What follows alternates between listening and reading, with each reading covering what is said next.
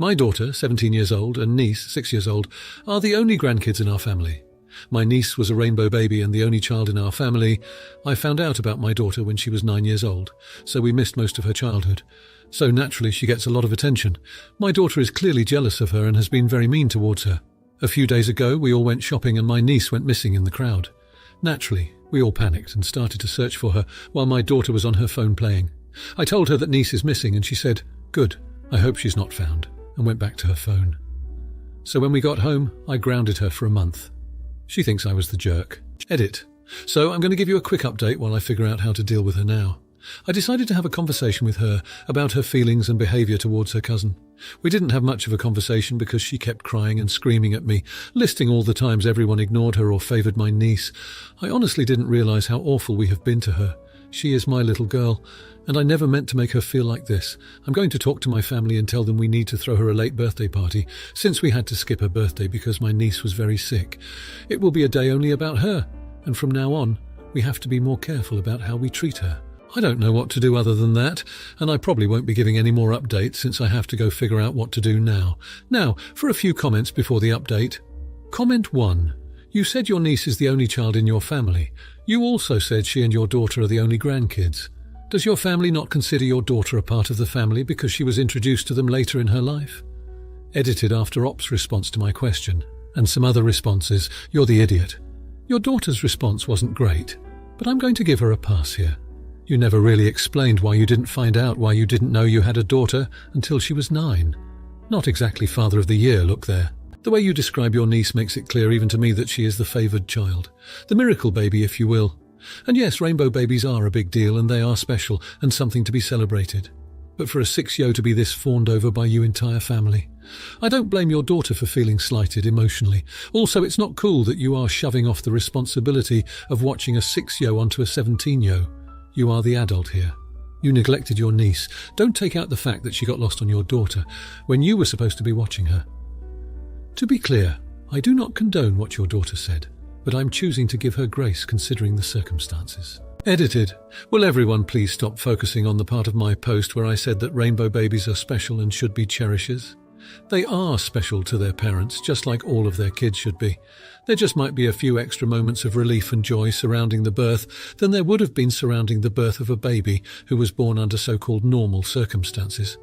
I would expect that after a few hours, that relief would dissipate, and the parents would go back to parenting as normal, finding uniqueness and joys in each of their children as it should be, and not putting a child on a pedestal because of the circumstances surrounding their conception birth, of which they had no part of. Comment 2. Sounds like the whole family has been ignoring your daughter in favour of the golden child rainbow baby, including her own parents. You know what happens when one child gets spoiled to the exclusion of the other? You get an attitude like you're seeing in your 17-yo. You also get a situation where the excluded child leaves at 18 and doesn't look back, as in, goes full no contact with the family that excluded them. I would suggest you and the rest of the family correct the behaviour that led to this situation before you lose your daughter completely. Was what she said inappropriate? Sure.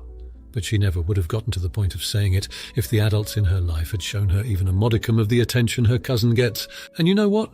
Your daughter is still a child herself. It wasn't her job to search for another child. You're the idiot for letting the situation get to this point. Comment 3. If your math is correct, your daughter was around your family for 2 years before she was presumably dropped like a bad habit when the new baby, the one you called the only child in the family, did you forget your daughter was a child for a long time too, arrived. It sounds like your extended family is tight-knit, but treats your daughter like an outsider, and you're doing nothing to stand up for her. I'd be bitter too. I bet she watches all sorts of favouritism you've conveniently left out of your post. Just because she's not a child doesn't mean she can't be made to feel included in other ways. Apologise to her for how she's being treated and figure out how to make her more welcome in your life. You're the idiot as the adult in this situation. Now for the update. So it's been a month since the whole ordeal. Thankfully, my niece was found safe and sound, just a couple of stores down by the security team.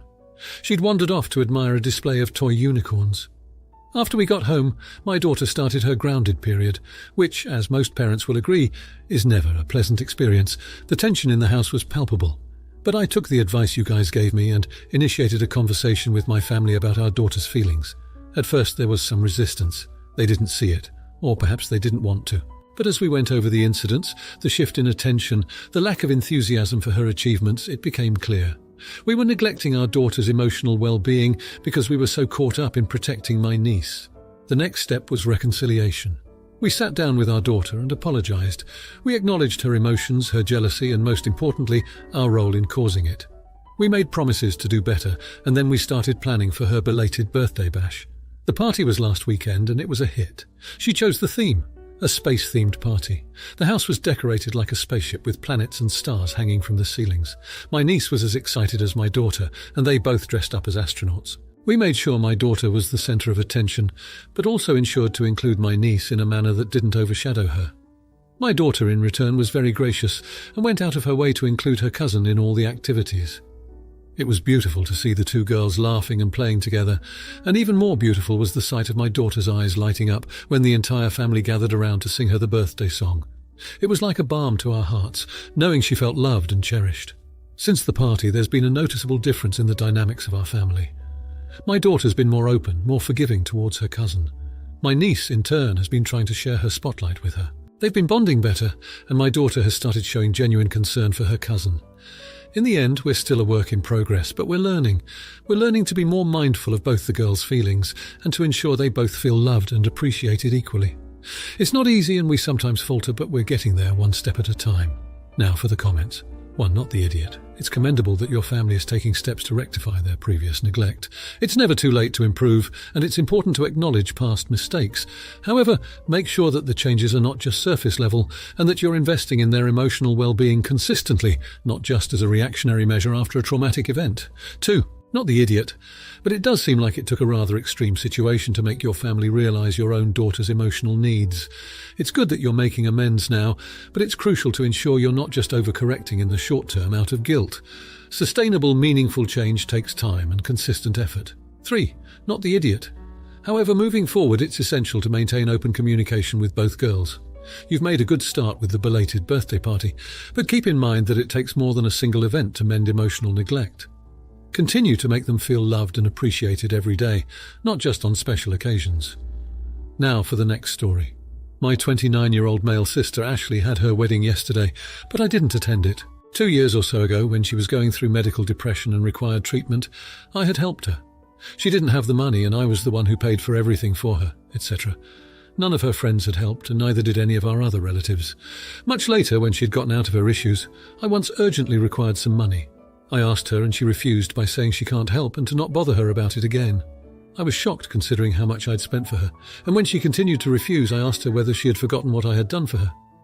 Ashley asked me how I can say that I cured her when it was the medicines that worked and that I wasn't the doctor. She said it was the medicines and the doctor that treated her and not me. I didn't argue. When the wedding date was fixed, I told her that I am not coming. She was surprised and asked me why, and I told her that I have better things to do with my time than attending weddings of people like her. She got mad and asked me what my problem was, and that she wants everyone to be present. She asked me to not insult her. I told her that she herself had insulted me by brushing away everything I did for her, and that she's extremely ungrateful for not helping me with money when she could have. I told her I hadn't even asked her back the money I had spent on her, but she had no humanity at all.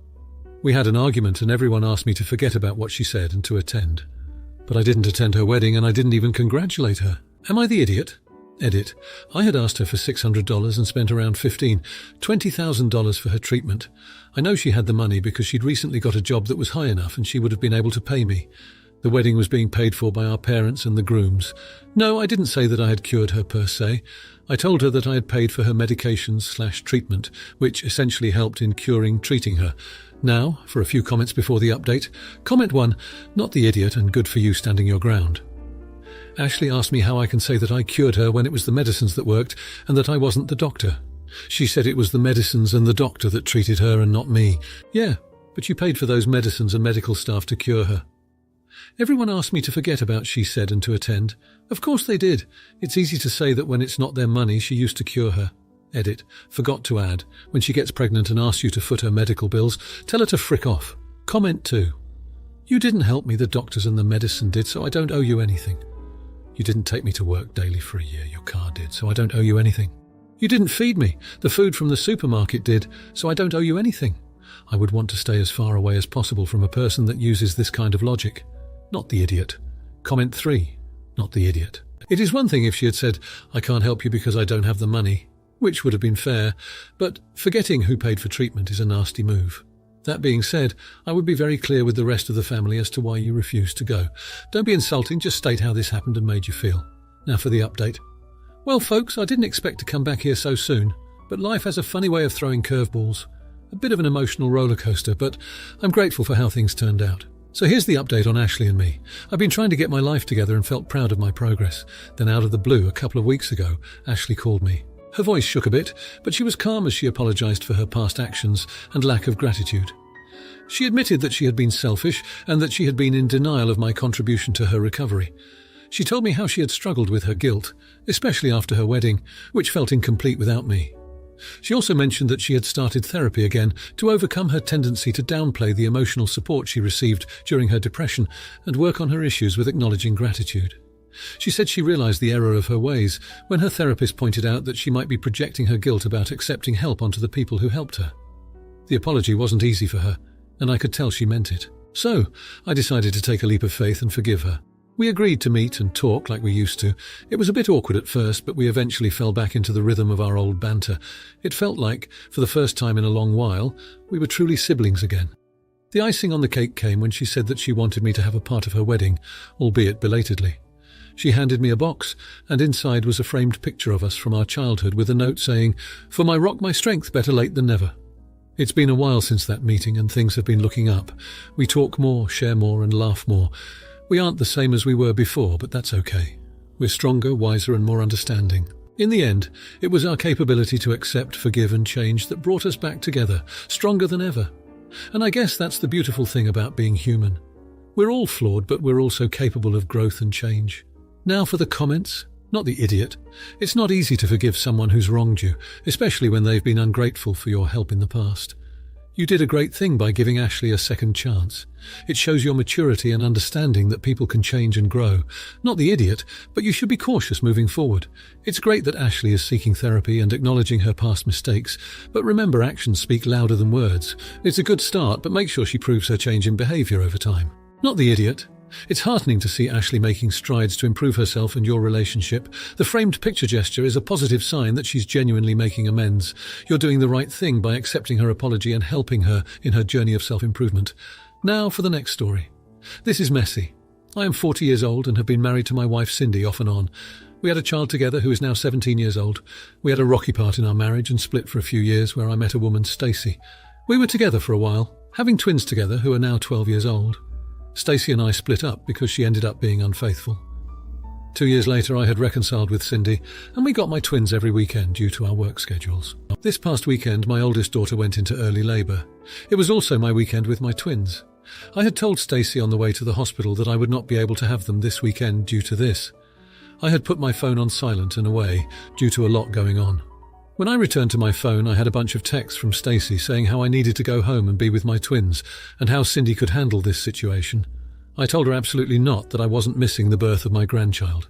She then responded angrily, saying how I was picking my oldest daughter over my youngest and how wrong that was, since they can only see me on the weekends anyways. I tried texting and calling multiple times throughout the weekend, getting no responses. Am I the idiot? Now for a few comments before the update. Comment 1. Not the idiot. Ignore these people up. Labour is an emergency, especially premature, especially at 17, especially if you're in the US. We have awful mortality and complication rates. Your child undergoing a painful, scary, life-threatening procedure that could maim, unalive and mentally destroy her was something that absolutely took priority over a regular weekend with your younger children. Make it up to your twins later by taking them somewhere extra fun next weekend and explain how dangerous and scary childbirth could be and how you would drop everything to be at their sides in the same situation. As for their mum, having your ex have an emergency and being unable to take the kids during their time is an expected part of the co-parenting process. I'm not sure what plans she could have had, but frankly, emergencies take precedence. A copy of my comment elsewhere, just with a vote for the bot. Comment 2. Stacey's plan. Op's oldest child having an early labour. Whatever Stacey has planned, Op's oldest child having an early labour. Stacey might have made whatever plans for the weekend. Oh no. Op's oldest child had an early labour though. That is not equal. If Stacey can't understand how important the birth of your first grandchild is. Did Stacey not even care for your oldest daughter? She had an early labour, not the idiot. Stacey should be more understanding. Easy for all these people to say that you're a jerk when you were the one who had to go through the stress of worrying that your eldest daughter can have a healthy delivery. If OP chose the twins, the title of this post would be "Ater that I abandoned my eldest daughter and the birth of my first grandchild." Comment 3. Not the idiot. I can see why so many people are getting worked up about time management and childcare. This, however, does not translate directly to this situation. If your daughter goes into labour, you need to be there with her if you can be. There is no ideal option for the twins. There aren't many possibilities for a time-centred emergency. Childcare isn't that easy to find on that short of notice. For those of you who might not know, showing up at the hospital is not choosing between your kids, it is being a good parent and a good grandparent. Congratulations, BTW. Hopefully this situation will settle down with a little bit of time. Now for the update. It's been 1 month since my daughter's labour and the birth of my precious grandchild. The joy of this event has been bittersweet, tainted with a sorrow that I never imagined I'd have to experience. I wish Stacey could have understood. Instead, she's cut off all contact with me, denying me any interaction or updates about my twins. I've tried to reach her countless times. I've had my lawyers attempt contact, and I've even sent my brother to her house to try and talk some sense into her. Nothing has worked. I'm heartbroken, to say the least. My attempts at legal intervention have been just as fruitless. The courts are so backed up that it'll be at least 2 more months before we can even get a hearing for an emergency modification of the custody arrangement. I'm stuck in this agonising limbo, haunted by my children's absence. They celebrated their 13th birthday last week. I had presents ready, a cake mix on standby, but they weren't here. I didn't get to see their smiles, didn't get to hear their laughter. I didn't even get a call. The pain of this situation has also strained my relationship with Cindy. She's tried to be supportive, but I can tell she's frustrated with the whole situation. She's torn between wanting to comfort me and wanting to celebrate our grandchild's arrival. It's not her fault, but it feels like another wedge between us, another hiccup in our tumultuous relationship. The only silver lining in this nightmare is my grandchild. Seeing my daughter step into motherhood, watching this small life grow, has been a source of immeasurable joy amidst the pain. I wish my twins could meet their niece. I wish they could witness the love in our family. I'm lost, guys, sinking in this sea of guilt and regret. I feel like I've failed my twins. I never wanted them to feel neglected or unloved, and now I don't even have the chance to show them that they are my world. I miss them terribly. I hope they know that. I have to believe that they do. And as I clutch onto that sliver of hope, I can only pray that this situation resolves soon. For their sake. For my sake. Now for the comments. 1. Not the idiot. It sounds like you're in an incredibly tough situation, and it's clear how much you love and miss your grandchildren. It's not an easy thing to be denied access to your family, especially when you've gone to such great lengths to maintain a connection. It's a shame that Stacey has chosen to cut you off completely, but this situation might be a reflection of some deeper, unresolved issues that need to be addressed. Remember, you can only control your own actions and reactions, not others. 2. You're the idiot. While it's understandable that you're upset, it seems like you might not be considering Stacey's perspective. We don't know the full story behind why she's chosen to cut you off, but it's her right to do so if she believes it's in the best interest of her children. Legal intervention seems like a drastic step and could have potentially escalated the situation. Instead, perhaps a more open conversation or family mediation could have been a better first step. 3. Everyone sucks here. This is a heartbreaking situation all around. It's clear you're hurting, but so is Stacey. Instead of focusing on the negative aspects, perhaps you could try to celebrate the fact that you've seen your daughter grow into a mother, which is a beautiful thing. Cindy is also in a tough spot, being caught in the middle. This situation calls for a lot of patience, understanding, and willingness to compromise on all sides. Remember that everyone's actions are generally driven by what they perceive is the best for themselves or their loved ones. If you like this video, you'll probably like these too. Also, while you're here, please consider subscribing.